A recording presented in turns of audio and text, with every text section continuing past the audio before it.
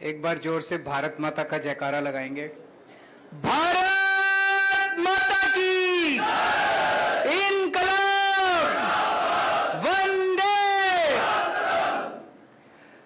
हिमाचल प्रदेश के कोने कोने से आए सभी भाइयों बहनों, माताओं, बुजुर्गों, बच्चों, टीचर्स, पेरेंट्स, आप सब लोगों को मेरा नमस्कार, सबको मेरा प्रणाम।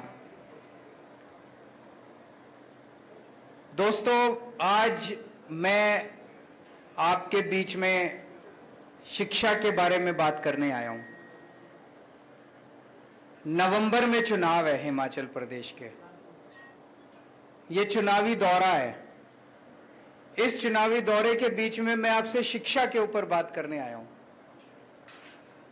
मैं आपसे पूछना चाहता हूं कि आज तक भारत के इतिहास में, आज तक आप लोग हिमाचल प्रदेश में इतने दिनों से रह रहे हो, कोई पार्टी, बीजेपी, कांग्रेस चुनाव के दौरान कभी आपसे शिक्षा पे बात करने के लिए आई क्या? किसी पार्टी ने आपको आके कहा जी हमें वोट दे दो, हम स्कूल अच्छे कर देंगे? किसी पार्टी ने आपको कहा कि हम आपके बच्चों को अच्छी शिक्षा दे देंगे? शिक्षा मुद्दा ही नहीं है लोगों के लिए। आज आप इतने सारे लोग हो, आप में से जरा हाथ उठा के ये बताना कि कितने लोगों के बच्चे स्कूलों में पढ़ने वाले बच्चे हैं? कितने लोगों के? कई लोगों के हैं। आप में से कितने लोग अपने बच्चों को प्राइवेट स्कूल में भेजते हो? कितने लोग अपने बच्चों को सरकारी स्कूल में भेजते हो? इसी से पता चल रहा है कि सरकारी स्कूलों का क्या हाल है।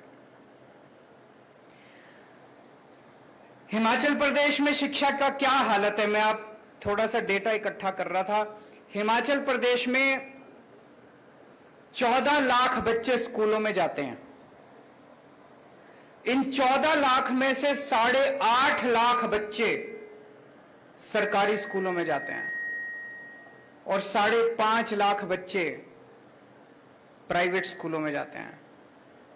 8.5 लाख बच्चे सरकारी स्कूलों में जाते हैं, तो अधिकतर बच्चे, 70-80% बच्चे जो है वो सरकारी स्कूलों में जाते हैं। इसका मतलब हिमाचल प्रदेश के अंदर इतनी गरीबी है, बेचारे अपने बच्चों को, सरकारी स्कूलों की हालत इतनी खराब है, इतनी खराब है हिमाचल प्रदेश के अंदर। आदमी के पास 2 पैसे आ जाए तो वो अपने बच्चे को प्राइवेट स्कूल में भेजना चाहता है। भेजना चाहता है कि नहीं भेजना चाहता है? हर माँ बाप ये चाहते हैं कि मेरे बच्चे को अच्छी शिक्षा मिले। रिक्शे वाला और मजदूर भी चाहता है कि मेरे बच्चे को अच्छी शिक्षा। मजबूरी में आदमी सरकारी स्कूल में भेजता है। 8.5 लाख बच्चे सरकारी स्कूलों में जाते हैं और आज हिमाचल प्रदेश की जो शिक्षा व्यवस्था है, इन 8.5 लाख बच्चों का भविष्य अंधकार में है। गलत तो नहीं कह रहा? 2000 स्कूल ऐसे हैं जिनमें एक टीचर है। 8वीं तक स्कूल है, 5वीं तक स्कूल है, एक टीचर है।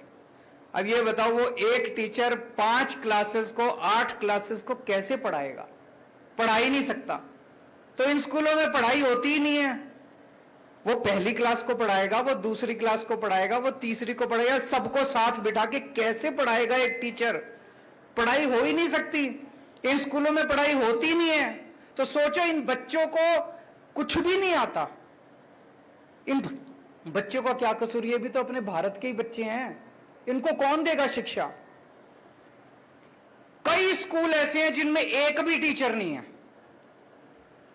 722 स्कूल ऐसे हैं, 722 स्कूल ऐसे जिसमें एक कमरा है। यह मैं हिमाचल प्रदेश की बता रहा हूं। एक कमरा है, उसी में पहली क्लास भी लगती है, उसी में दूसरी क्लास भी लगती है, उसी में तीसरी भी लगती है, उसी में चौथी भी लगती है, 5वीं तक की क्लास और कई कई तो 8वीं तक की क्लास एक ही कमरे के अंदर। कैसे हो सकता है? ये मजाक बना रखा है इन लोगों ने। 12वीं क्लास के नतीजे हिमाचल प्रदेश के 2019 में 12वीं क्लास के नतीजे आए थे 62%, 2020 में 76%। 55 सरकारी स्कूल ऐसे थे जिनमें एक भी बच्चा पास नहीं हुआ। ये मैंने इंटरनेट पे देखा है। 55 सरकारी स्कूल ऐसे थे हिमाचल प्रदेश के अंदर जिसमें 10वीं और 12वीं क्लास में बोर्ड के पेपर में एक भी बच्चा पास नहीं हुआ। और अभी हिमाचल प्रदेश हाईकोर्ट के अंदर एक पीआईएल दाखिल की है किसी ने।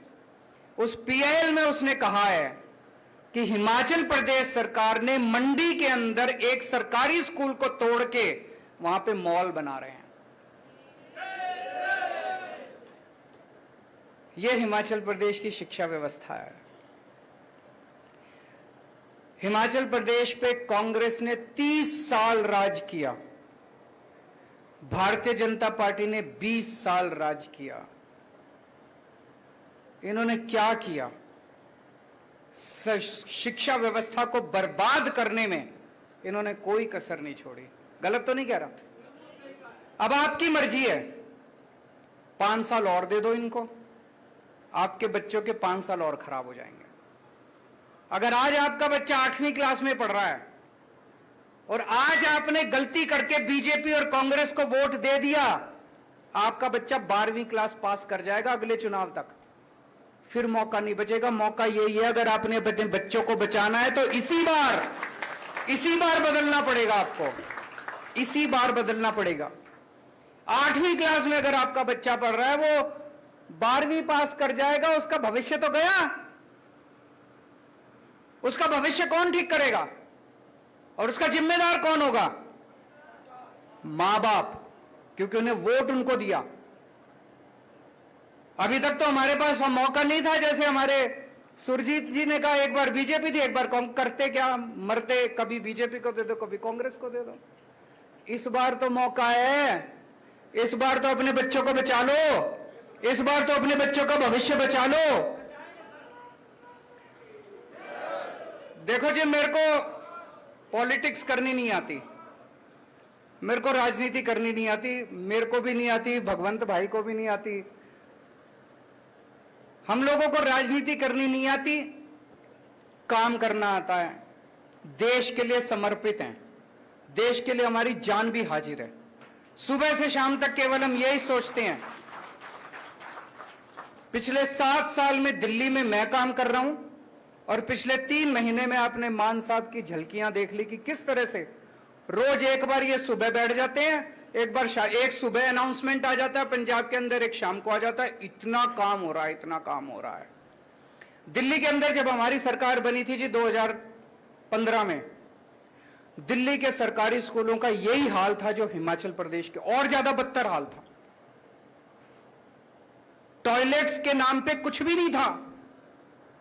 एक बेचारी बच्ची अगर अपने घर से स्कूल आ जाए और उसको बाथरूम जाना पड़े तो वापस घर जाना पड़ता था, वो टॉयलेट नहीं जा सकती थी, इतना बुरा हाल था। किसी स्कूल के अंदर टॉयलेट का इंतजाम नहीं था। दिल्ली सरकार के स्कूलों में पानी का इंतजाम नहीं था, जाले लगे पड़े थे दीवारों पे, दीवारें टूटी पड़ी थी, छत चू रही थी, छत नीचे डेस्क नहीं थे, टाट पे बैठते थे बच्चे, घंटे भर आते थे, फिर खेलते कूदते बाहर, कोई सिक्योरिटी गार्ड नहीं था। बुरा हाल था एजुकेशन का। और सरकारी स्कूलों के नतीजे तो माशाल्लाह ना ही पूछो। टीचर्स आते थे, घंटे भर के अंदर वो भी घर चले जाते थे। जैसे हिमाचल प्रदेश के अंदर है, अगर किसी के पास 2 पैसे आ जाएं तो अपने बच्चे को प्राइवेट में भेजना चाहता है, वही हाल सरकारी स्कूलों का था दिल्ली के अंदर। जिसके पास, रिक्शे वाले के पास, मजदूरों के पास। मैं राजनीति में आने के पहले मैं एनजीओ में काम करता था, समाज सेवा का काम करता था, झुग्गियों, दिल्ली की झुग्गी बस्तियों में काम किया करता था। उन झुग्गी बस्तियों के अंदर मैं देखता था कि एक रिक्शे वाला भी, एक मजदूर भी कोशिश करता था, यार एक टाइम का रोटी कम खा लेंगे लेकिन अपने बच्चों को स्कूल, अच्छे प्राइवेट स्कूल में भेज देते हैं। कोई सरकारी स्कूल में नहीं भेजना चाहता था। हमारी सरकार आई, हमने एक सपना देखा था, मैंने, मनीष सिसोदिया जी ने, हमने तय किया यार कुछ भी हो, ये सरकारी स्कूल ठीक करने अपने को। दिल में ये सपना तो था, लेकिन ये भी था कि करेंगे कैसे, होएगा कैसे, कर पाएंगे क्या। तो हमने आते ही तय कर लिया कि दिल्ली सरकार का 25% बजट शिक्षा पे खर्च होगा। सबसे पहले तो हमने ये अनाउंस कर दिया कि दिल्ली सरकार का 25% बजट शिक्षा पे, और आज तक चला आ रहा है। दिल्ली सरकार का 25% शिक्षा पे खर्च होगा। लगभग हर साल 10,000 करोड़ से लेके 15,000 करोड़ तक हम शिक्षा पे खर्च कर रहे हैं। 7 साल हो गए, आप कैलकुलेट कर लो, 80 से 85,000 करोड़ रुपए हम शिक्षा पे, स्कूलों पे खर्च कर चुके हैं अभी तक। 80 से 85,000 करोड़। और ये सारा पैसा खर्च करवाया है, ये मेरी जेब में नहीं गया, ये किसी नेता की, अफसरों की जेब में नहीं गया। वहां से हमारी शुरुआत हुई और आज मुझे कहते हुए गर्व है कि दिल्ली के सरकारी स्कूल इतने शानदार हो गए हैं। दिल्ली के सरकारी स्कूल इतने खराब थे, हमने सारी बिल्डिंगें तोड़ तोड़ के नई बिल्डिंगें बनाई हैं, शानदार बिल्डिंगें बनाई हैं, स्विमिंग पूल बनाए हैं सरकारी स्कूलों के अंदर, लिफ्टें हैं सरकारी स्कूलों के अंदर, बिल्कुल नए सारे, लगभग 1100 1150 स्कूल हैं, सारे नए स्कूल बना दिए हम लोगों ने, तोड़ के नए स्कूल बनाए हैं। स्कूल बनाना तो आसान था, नतीजे लाना बड़े मुश्किल है। इस साल 12वीं क्लास में हिमाचल प्रदेश में मैंने बताया 2019 में 62% नतीजे आए थे। दिल्ली के अंदर 99.7% नतीजे आए हैं सरकारी स्कूलों के, गवर्नमेंट स्कूल्स के 99.7% नतीजे। सुना था कभी भारत के इतिहास में 1947 के बाद से लेके आज तक मेरे को लगता नहीं किसी भी सरकार के टाइम में सरकारी स्कूलों के नतीजे 99.7% आए हैं। जब हमारी सरकार बनी, मैंने बताया कि अगर किसी के पास 2 पैसे हो, वो अपने बच्चे को सरकारी स्कूल से निकाल के प्राइवेट स्कूल में भर्ती कराता था। हिमाचल प्रदेश के अंदर भी किसी के पास भी 2 पैसे हो, वो अपने बच्चे को निकाल के प्राइवेट स्कूल में भर्ती कराना चाहता है। दिल्ली के अंदर हवा उल्टी बहने लग गई है। दिल्ली के अंदर 4 लाख बच्चों ने अपने नाम प्राइवेट स्कूल से कटवा के सरकारी स्कूलों के अंदर भर्ती करवाए हैं। भाई साहब, ये चमत्कार से कम नहीं है। 4 लाख बच्चों ने प्राइवेट स्कूल से नाम कटा के सरकारी स्कूलों में भर्ती कराया, क्योंकि सरकारी स्कूल इतने, और कई अमीर लोग अपने बच्चों के बड़े बड़े स्कूलों से नाम कटा रहे हैं। मैंने मान साहब को कहा कि अपने अफसरों को भी लेके आओ, थोड़ा सा इनका भी ओरिएंटेशन होना चाहिए, इनको भी लगना चाहिए कि दिल्ली में हमने क्या काम किया है। तो पंजाब सरकार के चीफ सेक्रेटरी, एजुकेशन सेक्रेटरी, फलाना सेक्रेटरी, ढिमका सेक्रेटरी, ये सारे मान साहब अपनी सारी फौज लेके अफसरों को आए, अफसरों की, हमने इनको स्कूल घुमाए, दिल्ली सरकार के सरकारी स्कूल। तो एक क्लास में हम घुसे तो इनका एक अफसर बच्चों से पूछता है, बच्चे क्लास में बैठे थे, उन बच्चों से पूछता है, आप में से प्राइवेट स्कूल छोड़ के कौन कौन आए? तो कई बच्चों ने हाथ उठाया, जी हम प्राइवेट स्कूल से नाम कटा के आए। तो उन्होंने एक बच्चे से पूछा, बेटा आप कौन से प्राइवेट स्कूल से आए? वो बच्चा कहता है Saint Columbus. Saint Columbus Delhi का सबसे बड़ा प्राइवेट स्कूल है, सबसे, मतलब कहते हैं ना जिसमें कि एडमिशन लेना इम्पॉसिबल, सबसे शानदार प्राइवेट स्कूल है सेंट कोलंबस से भी, डीपीएस से भी, इधर से भी उधर से भी लोग अपने बच्चों के नाम कटा के सरकारी स्कूल में भर्ती करा रहे हैं। आज अगर कोई मेरे से पूछता है, अरविंद जी 7 साल में आपने सबसे अच्छा काम क्या किया? भाई साहब, हमने बच्चों के 16 लाख बच्चे मेरे सरकारी स्कूलों में पढ़ते हैं, इन 16 लाख बच्चों की मैंने जिंदगी बना दी। अब आपसे एक मौका मांगने आया हूं, ये 8.5 लाख बच्चे जो सरकारी स्कूलों में पढ़ रहे हैं, इनकी भी जिंदगी बनानी है कि नहीं बनानी है? चाबी आप लोगों के हाथ में, आप ही कुछ कर सकते हो। आ रहा हूं मैं, अब मैं आपको बताता हूं, आईआईटी का नाम सुना है सब लोगों ने? आईआईटी है Indian institute of technology, engineering college है। उसमें एडमिशन लेना बहुत मुश्किल है, सबसे बेस्ट इंजीनियरिंग कॉलेज है, देश में नहीं पूरी दुनिया के अंदर उनका नाम माना जाता है। पहले 100 दुनिया के इंजीनियरिंग कॉलेजेस में आईआईटी आते हैं हमारे देश के। मैं भी आईआईटी से हूं। बड़ा मुश्किल है। मेरे को पता है मैं कितनी मेहनत करी थी, मैंने कितने रात दिन पढ़ना पड़ता है, बड़ी मुश्किल है। बड़े आपको जान के ताज्जुब होगा जी, पिछले 2-3 साल से 400 से ज्यादा बच्चे हर साल हमारे आईआईटी की परीक्षा पास कर रहे हैं, सरकारी स्कूलों के, गवर्नमेंट स्कूल के। हिमाचल प्रदेश के अंदर 55 स्कूल ऐसे हैं जिसमें एक भी बच्चा 12वीं पास नहीं कर रहा। दिल्ली के अंदर दिल्ली सरकार के स्कूलों के 400 बच्चे आईआईटी की परीक्षा पास कर रहे हैं। ये बड़ी बात है, बहुत बड़ी बात है। और मैं एक उदाहरण देना चाहता हूं। एक बच्चा है राजीव राय, इसका इस साल आईआईटी गुवाहाटी में मैकेनिकल इंजीनियरिंग में एडमिशन हुआ है। आईआईटी गुवाहाटी में मैकेनिकल, सरकारी, हमारे दिल्ली सरकार के 12वीं क्लास से पास हुआ, उसने परीक्षा दी और उसको आईआईटी गुवाहाटी में मैकेनिकल इंजीनियरिंग। उसके पिताजी एक छोटे से मैकेनिक हैं। सड़क के किनारे एक वो पॉलीथीन की शीट लगा के उसके नीचे बैठ के मैकेनिक का काम करते हैं, सड़क के किनारे, जैसे वो रेडी पटरी वाले होते हैं उसी तरह के। 9,000 रुपए महीने मुश्किल से कमाते हैं। पिताजी तीसरी पास हैं, माताजी पढ़ी नहीं हुई, अनपढ़ है।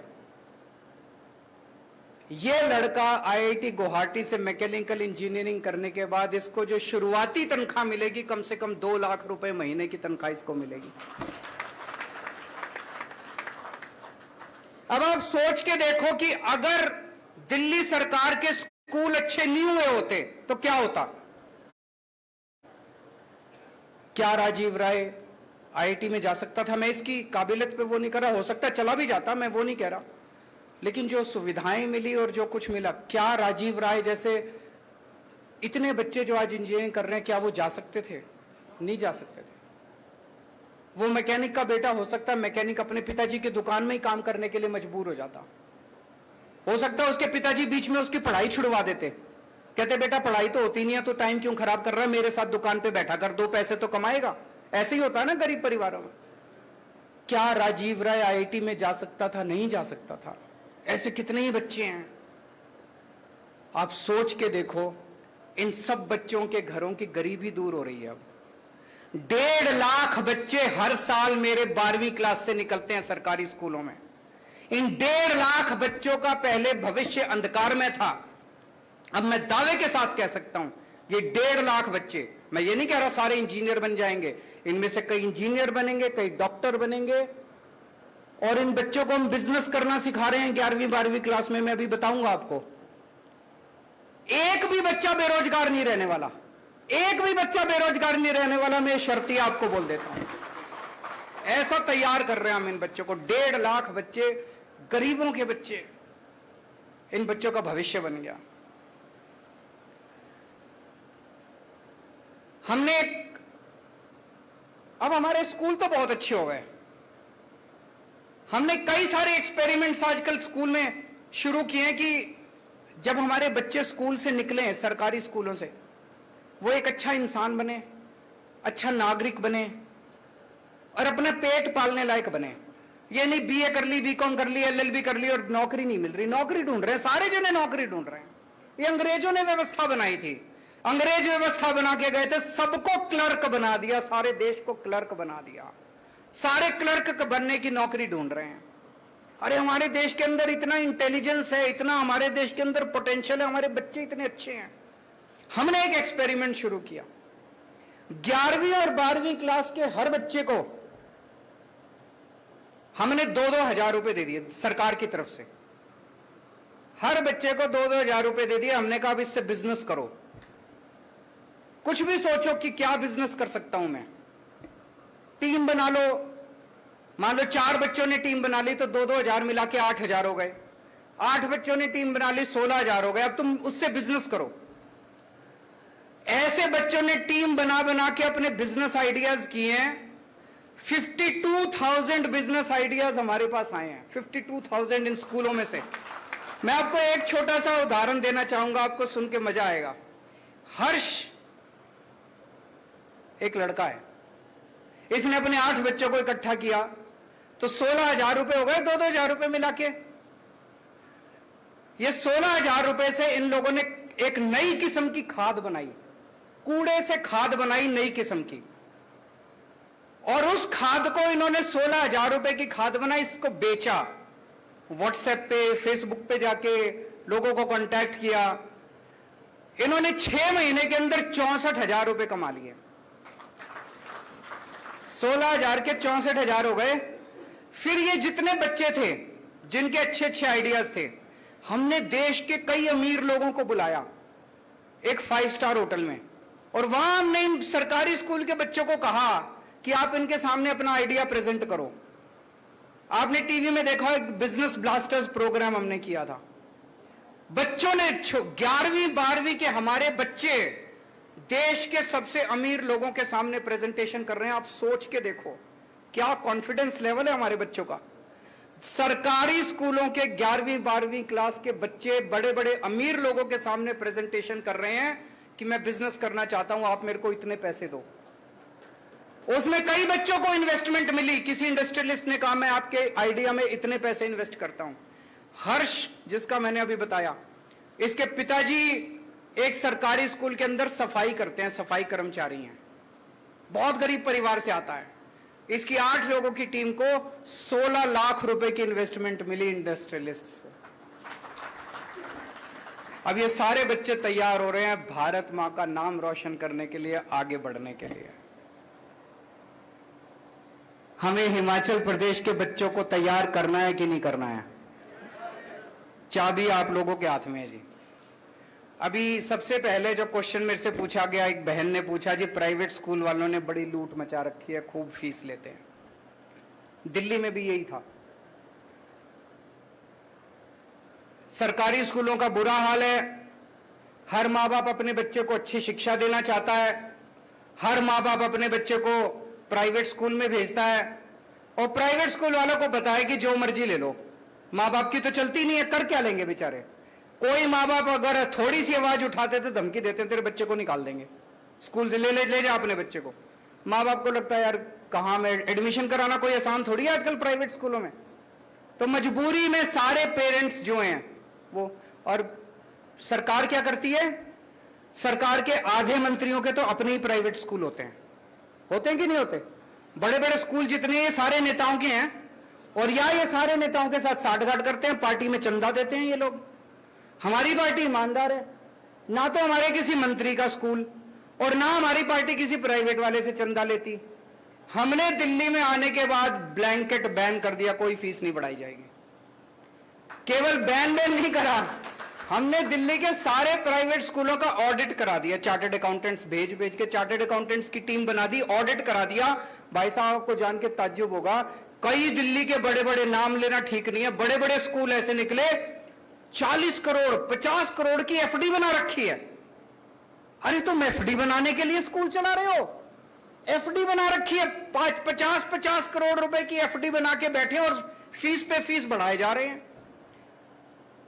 भारत के इतिहास में पहली बार हुआ, हमने एफडी तोड़ाई और पिछले 5 साल में जितने बच्चे स्कूल में पढ़े हैं सबके पैसे वापस कराए हमने। पैसे वापस कराए हम लोगों ने। कभी सुना है कि प्राइवेट स्कूल में पढ़ने वाले बच्चों के चेक वापस उनके अकाउंट में पैसे वापस आए? हमने फीस नहीं बढ़ने दी, 7 साल तो हो गए।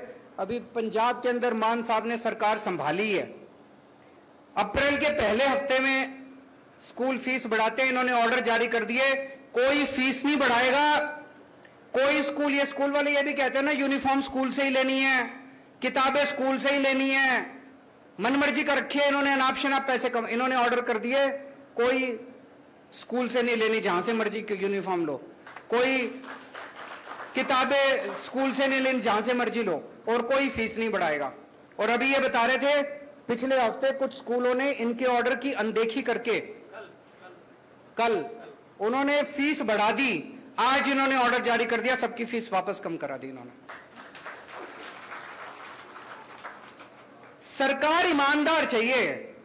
सरकार जनता के प्रति जवाबदेह चाहिए। अगर ईमानदार सरकार आएगी, मजाल कोई जनता को लूट ले। तो दोस्तों, मैं केवल दिल्ली के लोगों ने अपने बच्चों का भविष्य केवल एक वोट से बदल लिया। एक वोट दिया था दिल्ली के लोगों ने 2014 में, 15 में हमको। आज दिल्ली के लोगों का, बच्चों का भविष्य बदल गया। अब दिल्ली की जनता ने बाकी सारी पार्टियों को, कांग्रेस के तो 0-0 सीट आ रही है हर बार, और बीजेपी वालों की पहले 3 आई, इस बार 8 सीट आई। जनता इतना प्यार करती है आम आदमी पार्टी से। आप भी अपने बच्चों का भविष्य बदल सकते हो, बटन दबा के। बटन बदल के, मान साहब कह रहे हैं पिछली बार जो बटन दबाते थे, बटन बदल दो। बटन दबा के आपका, अपने बच्चों का भविष्य आपके हाथ में है। जैसा मैंने कहा कि टाइम, आप कई बार, कुछ लोग कहते हैं हाँ अरविंद जी अच्छा कर रहे हो, अगली बार देखेंगे। अरे मैं तो यही हूं, तुम्हारे बच्चों का क्या होगा? मेरा तो देख लेना, पहले अपने बच्चों का देख लो। मैं अपने लिए नहीं आया, मेरे को कोई इच्छा नहीं है। मैं इनकम टैक्स में पहले कमिश्नर की नौकरी किया करता था, अच्छा खासा काम कर रहा था। वो छोड़ के मैं दिल्ली की झुग्गियों के अंदर काम करने लगा। कई साल झुग्गियों में काम किया मैंने। उसके बाद दिल्ली का मुख्यमंत्री बन गया। 49 दिन के अंदर कुर्सी छोड़ दी। मेरे ख्याल से दुनिया के इतिहास में पहला एक मूर्ख मुख्यमंत्री मैं ही होऊंगा जो 49 दिन के अंदर। सत्ता के लिए नहीं आए हम। येन केन प्रकारेन सत्ता ले लो, जाति के नाम पे, धर्म के नाम पे, पैसे बांट के, दारू पिला के, वो सब नहीं करते हम। दिल के अंदर देश धड़कता है हमारे, देश के लिए काम करें। तकलीफ होती है। अगर हमने 5 साल में दिल्ली के स्कूल ठीक कर दिए, ये कांग्रेस वालों ने 30 साल राज किया हिमाचल प्रदेश के अंदर, ये नहीं कर सकते थे? 20 साल बीजेपी ने राज किया, ये नहीं कर सकते थे? अब ये आके कहेंगे एक और मौका दे दो। हम आपसे एक और मौका नहीं मांगेंगे, हम तो कह रहे हैं बस एक ही मौका दे दो, दोबारा मत देना। एक ही मौका दे दो, दोबारा मत देना। अभी एक भाई साहब बता रहे थे पेपर बड़े लीक होते हैं। भाई साहब कुछ तो गड़बड़ है। मैं हरियाणा गया, वहां भी बीजेपी की सरकार है, वहां भी खूब पेपर लीक होते हैं। गुजरात गया, वहां भी बीजेपी की सरकार है, वहां भी खूब पेपर लीक होते हैं। सारे पेपर लीक, दिल्ली में नहीं होते। क्या चक्कर है जी? पता नहीं लीक होते हैं या लीक करवाते हैं ये लोग। वो मैं हमेशा कहता हूं, वो Guinness book of world record में आ रहा है इनका नाम, बीजेपी वालों का। सबसे ज्यादा पेपर लीक करवाने वाली पार्टी पूरी दुनिया के अंदर वर्ल्ड रिकॉर्ड बना रहे हैं। क्यों? इनकी नीयत खराब है। अंत पंत में सारी चीज इसी बात पे आ जाती है, आपकी नीयत कैसी है। इनकी नीयत खराब है, हमारी नीयत साफ है। हमारे पेपर लीक नहीं होते, इनके सबके पेपर लीक हो जाते हैं। तो दोस्तों, मैं आपको अच्छी शिक्षा दूंगा, आपके बच्चों को रोजगार दूंगा, इस बात पे वोट मांगने के लिए आया हूं। और आज मैं चैलेंज करता हूं इन सारी पार्टियों को, हिम्मत है तो तुम शिक्षा के नाम पे वोट मांग के दिखा दो। हिम्मत है तुम रोजगार के नाम पे वोट मांग के दिखा दो। मैं शिक्षा के नाम पे, स्वास्थ्य के नाम पे, इसके नाम पे वोट मांगने के लिए आया हूं। जैसा मैंने कहा, मेरे को राजनीति करनी नहीं आती, पॉलिटिक्स करनी नहीं आती। आपको गंदी राजनीति चाहिए, उनके पास चले जाना। आपको भ्रष्टाचार चाहिए, उनके पास चले जाना। आपको दंगे चाहिए, उनके पास चले जाना। आपको गुंडागर्दी चाहिए, उनके पास चले जाना।